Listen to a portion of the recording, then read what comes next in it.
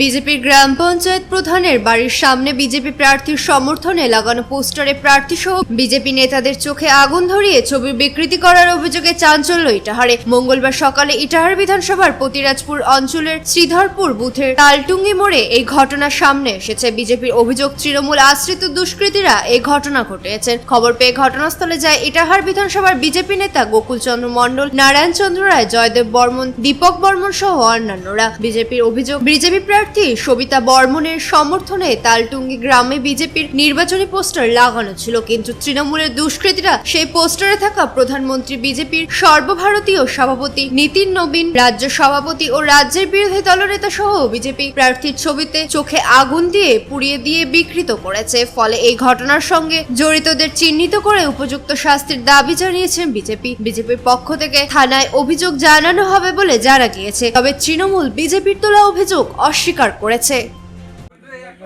এই পোস্টার কে ছিঁড়েছে?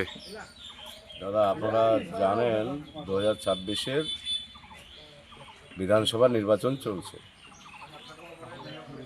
সব দলেরই প্রচার পর্ব করার এটা গণতান্ত্রিক অধিকার।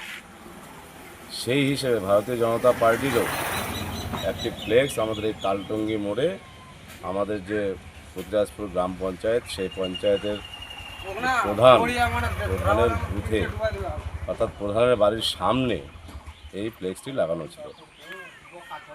তৃণমূলের দুষ্কৃতীরা রাতের অন্ধকারে আমাদের দেশের তথা সারা বিশ্বের সর্ববৃহৎ শক্তিমান যে রাষ্ট্রপুরুষ মাননীয় মোদিজি থেকে শুরু করে আমাদের রাষ্ট্রীয় সভাপতি নিতিন নবীনজি এবং আমাদের প্রদেশ সভাপতি, সেই সঙ্গে আমাদের বিধানসভার বিরোধী দলনেতা শুভেন্দু অধিকারী, সর্বোপরি আমাদের 36 নম্বর ইটাহার বিধানসভার ভারতীয় জনতা পার্টির মনোনীত প্রার্থী মাননীয় সবিতা বর্মনের প্রত্যেকের চোখ নিখুঁতভাবে আগুনে পুড়িয়ে দেওয়া হয়েছে। গণতন্ত্রের লড়াই গণতন্ত্রের মাধ্যমেই হবে এবং সেটা 23শে এপ্রিলই হবে, কিন্তু এইভাবে যে ঘটনাটি ঘটিয়েছে, আগুনে তাদের চোখগুলো পুড়িয়ে দিয়েছে, ওনারা কি বোঝাতে চাইছেন? যে এদের ছবিতে চোখ পুড়িয়ে দিয়ে সমস্ত কার্যকর্তার আবেগকে ভুলণ্ঠিত করবেন? অবশ্যই পারবেন না, এবং এতে বিজেপি কর্মীদের আগুন আরও বুকে তীব্রতর হবে।